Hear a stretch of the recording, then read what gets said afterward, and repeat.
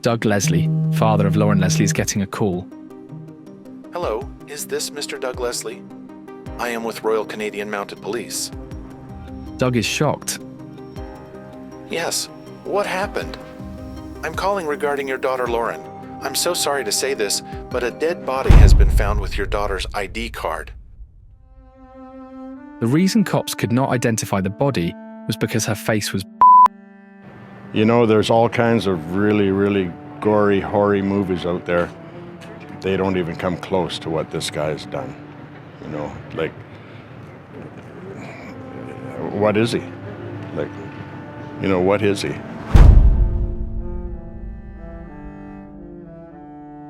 Chapter 1. 9:45 p.m. This is Constable Aaron Kaler. He is on his daily patrol in Highway 27. Highway 27, Prince George, British Columbia. Highway 27 spans over 54 kilometres. It is very isolated as there is no civilization. Hundreds of women have disappeared from this highway. Aaron Kaler is somewhat new to police. He's only been working for 1 year. As he's driving through these highways, he is quite nervous. Suddenly out of nowhere, a 2004 GMC pickup speeds from off-road to the main highway. Constable Aaron is very suspicious and immediately calls for backup. For a few minutes, he just follows the car. Backup arrives. The pickup truck driver is getting pulled over. In Kaler's head, something wasn't right. He thinks, this was unusual. This late at this place, nobody would be here unless... Suddenly he sees the driver's face, a blood in his chin. Well, Kaler came across 20-year-old Cody Legebikoff, calm and casual. Kaler asks, "Why is there a blood on your face?" Cody replies, "I was hunting, my friend. We killed a deer. I'm a redneck, that's what we do for fun." But no carcass of deer was found. In Canada, hunting deer is legal, but it is strictly regulated.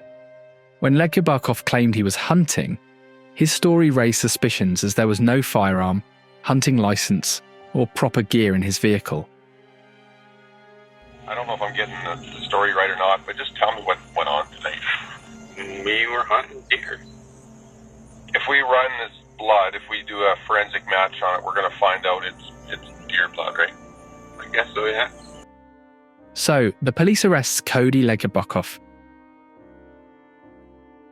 When they searched the truck, they found 2 crack pipes, a pipe wrench, a knife, and a monkey backpack.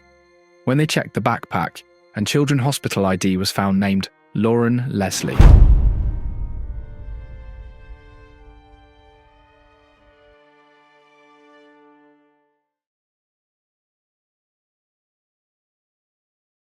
Lauren was a 15-year-old girl who had dreams of becoming a forensic pathologist. She suffered from visual impairment, 25% blind in one eye and 50% in the other. Her parents had divorced 2 years ago. Her family described her as a kind-hearted and compassionate person who cared deeply for others. Despite her young age, she faced personal challenges, including struggles with depression, but she was strong and had a supportive family who loved her unconditionally. Lauren was also navigating the complexities of adolescence, seeking connection, understanding, and belonging.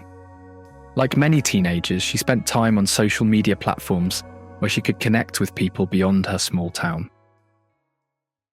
She would enlist anybody to take her to Prince George because she had a network of friends there. And it really concerned me because I didn't know who these people were. Cody Legebikoff, 20 years old at the time, lived with his girlfriend and was active on social media, presenting himself as an approachable, everyday young man. He worked as a mechanic at a Ford dealership. With his charming demeanour and seemingly normal persona, he did not appear threatening. Lauren and Cody met through one of these platforms called Nexopia, where they began chatting.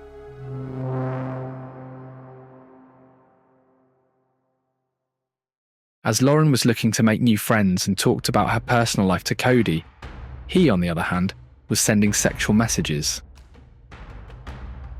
Their interactions eventually led to plans to meet in person. Lauren, trusting Cody and perhaps looking for friendship, agreed to meet him. On the night of November 27th, 2010, Lauren left her home, telling her parents she was meeting a friend for coffee.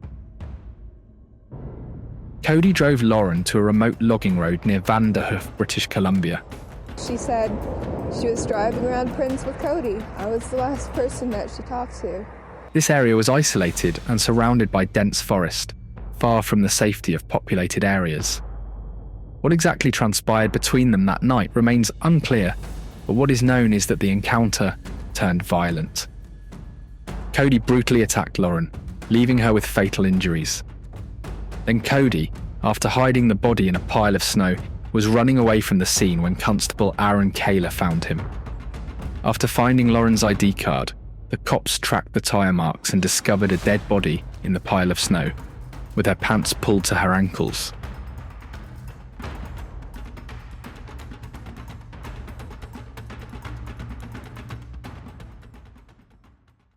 And I got scared.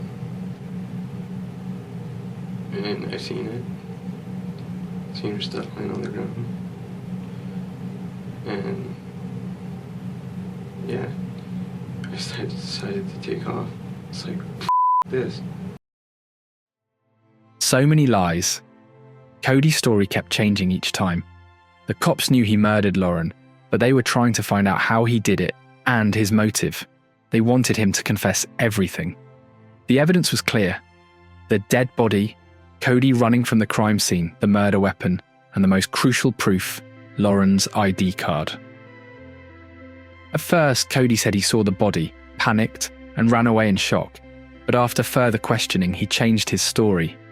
I knew her. We were hanging out, but suddenly she started hitting herself with a pipe wrench, like beating herself. I was very confused, but in the end, I couldn't watch her suffer, so I hit her with the wrench to end her pain.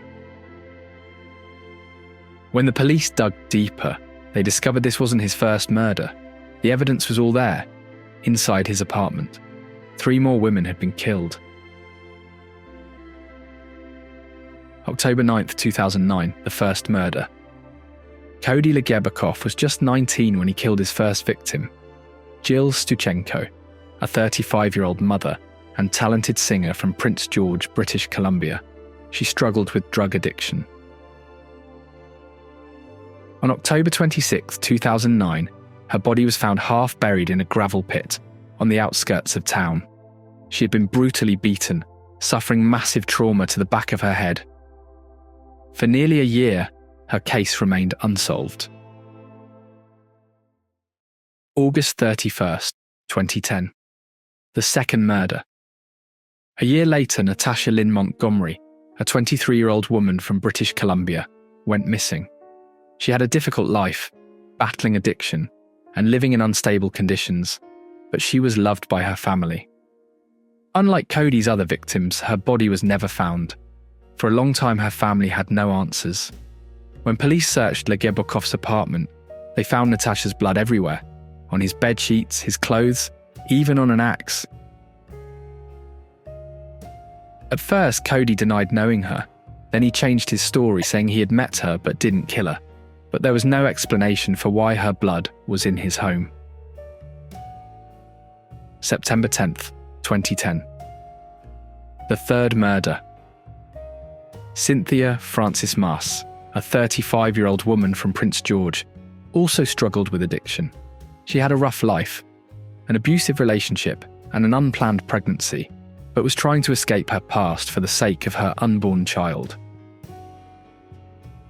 On October 9th, 2010, her body was found in Elsie Gun Park, a wooded area near Prince George. She had been brutally attacked, sexually assaulted, beaten, and killed with a blunt weapon. Police also found signs that she had been stabbed. Her murder was extremely violent. All 3 murders remained unsolved until Cody was caught.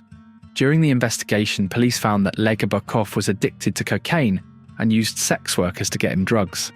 His name also raised suspicion because Many unsolved murders had occurred along that same highway. The gap between his first and second murders suggests he may have killed more victims in between. He was actively using social media and dating sites to lure women. Investigators believe his pattern of violence didn't suddenly start or stop with these 4 victims, but without more evidence, the true number of his crimes may never be known.